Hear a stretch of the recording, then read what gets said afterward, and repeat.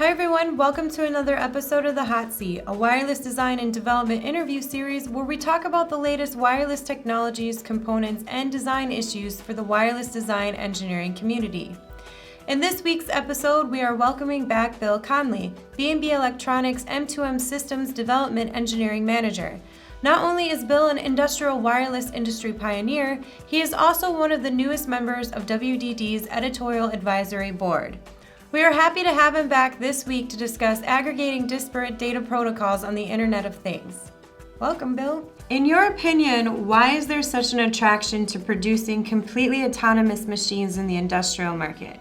One of them is it allows for the analytics, which is what we're seeing a lot of right now, meaning they're systems that are not necessarily affected by humans. And I'll give you an example. The ability to determine whether a pump's going to fail out in the field. That's based on certain parameters. We have the ability now to push real-time information, which is outside of traditional SCADA or remote monitoring and control. It's in parallel. It gives us now the ability to make predictions on failures. That saves money. A perfect example would be if a pump starts to overheat or starts to fail based on failing components, we can send a technician out early now and have components replaced instead of entire pumps. Saves a lot of money. So the human supervision part of it isn't going to be completely deleted. It's just that if something goes wrong, there's a quicker response. Actually, it's a little bit better than that, okay? So imagine you're a well owner, or let's say you own 1,000 wells.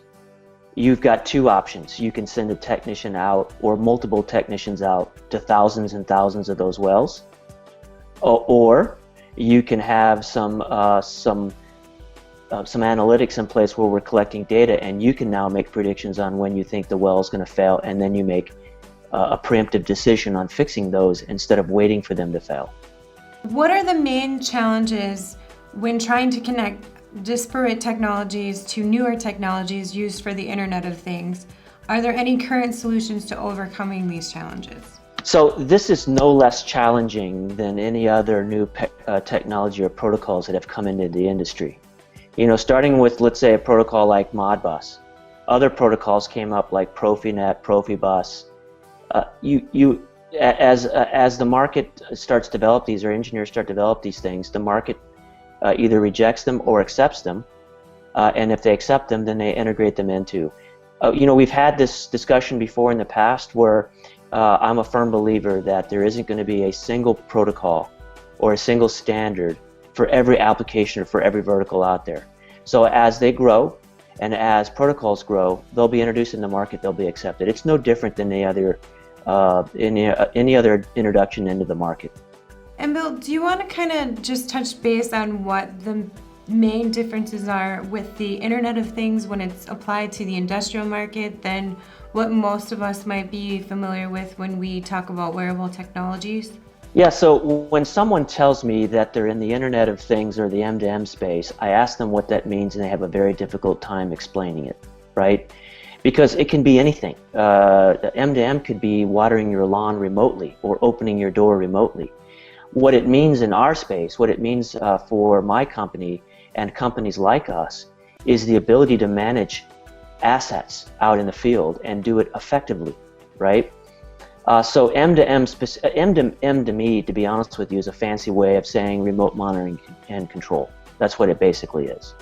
What strategies is B&B Electronics producing to help make the industrial Internet of Things successful? Yeah, so one of the keys is to have a very wide breadth of products, which B&B has. We have a very wide breadth of products. The Internet of Things is not a thing, it's a solutions-based approach, and that's just my opinion. So you don't have, things are being commoditized, right? Meaning, let's say, I'll give you an example. Cellular routers are very commoditized. It is a standards-based product, which means naturally the prices on that will be pushed downward. It'll force companies to push the pricing downward. So what has to happen is that you'll end up with a differentiator that comes in as a solution or as an application, which is what we're very strong at. We're not pieces and parts providers, we're solutions providers. Although we'll sell the products, we are a solutions-based company. We partner up with companies like those analytics companies that we talked about to provide a complete solution to the end user. So our strategy is basically providing a complete solution. And is there anything else, Bill, that you would like to add or comment on for this particular conversation? Maybe touch base on the white paper that you sent me that focuses particularly on the Internet of Things in the industrial market? One of the things that we're seeing very heavy emphasis placed on is the ability to take traditional SCADA, traditional remote monitoring control, and in parallel, the analytics piece. And people ask what that is. It's very simple. Analytics is a very fancy way of saying, if I could be there at this well and I could see the things that are going to possibly go wrong, I want to know them. I want to know about them earlier.